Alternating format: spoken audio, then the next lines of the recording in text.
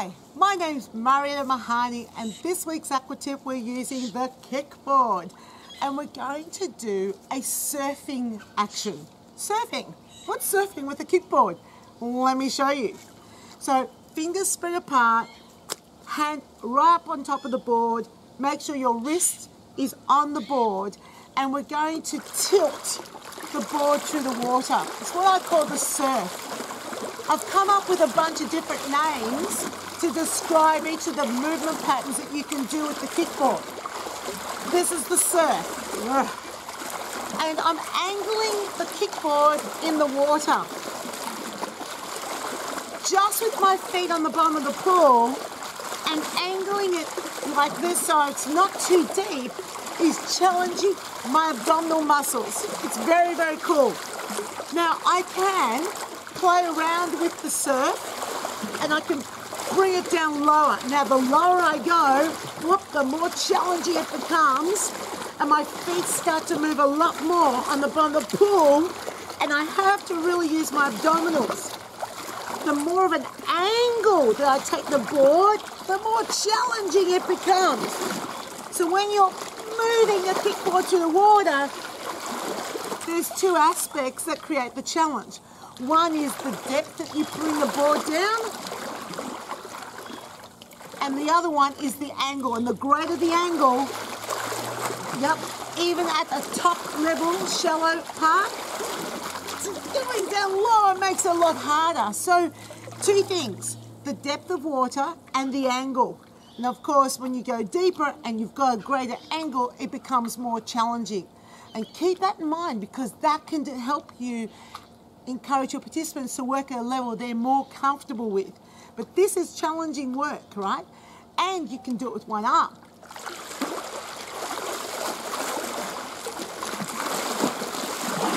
Now I'm going deeper. Way hard, my friends. Whoa. Love it.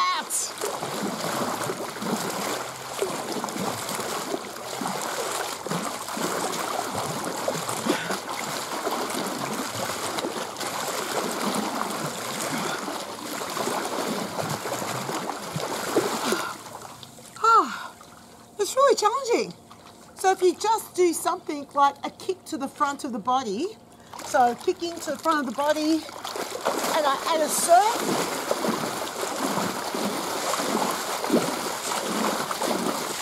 I'm on my toes,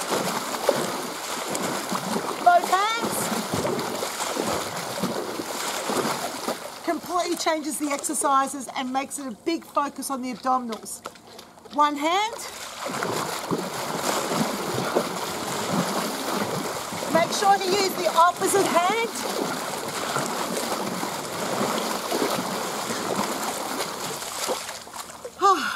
And then of course you might want to go one hand, both hands, then swap over. So it goes like this.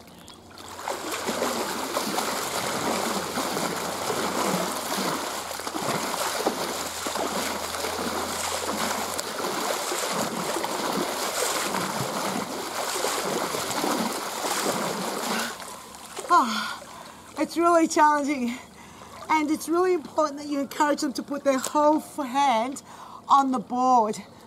It does take a bit of practice to get better at it, but hey, your participants come and do Aqua with you all the time, so there's plenty of opportunity for them to learn to master control of the kickboard.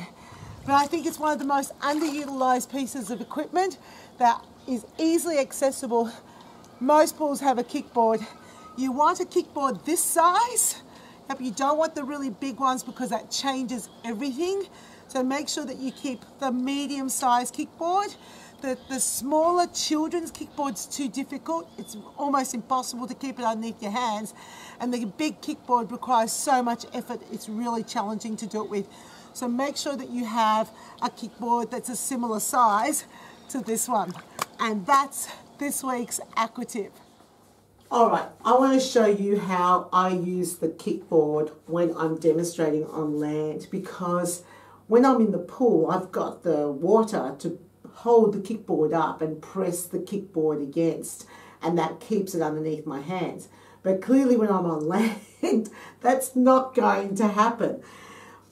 what I've done is create a little thing with 2 rubber bands. Now these are really thick rubber bands. They're the sort of rubber bands that they'll be about 1 centimetre wide, and they're quite thick. So I have 2 on this kickboard, which you can see right there. There's 2 of them.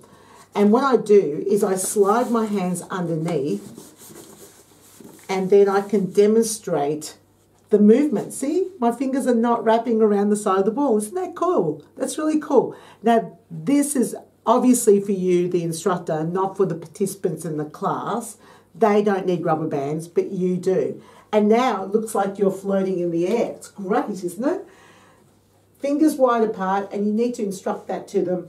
One other little tip that I would also recommend is just make sure you don't have too many rings like I have on today, because if you're slipping your hands in and out so that you can demonstrate different movement patterns on the kickboard, they can sometimes get caught. So you don't want to damage any of your beautiful jewellery, and you don't want to also break the bands accidentally. But the thick bands are great because it's really effortless for me to hold the board here. So fingers open, wrists on the board, and then it's so easy to demonstrate that surfing pattern through the water.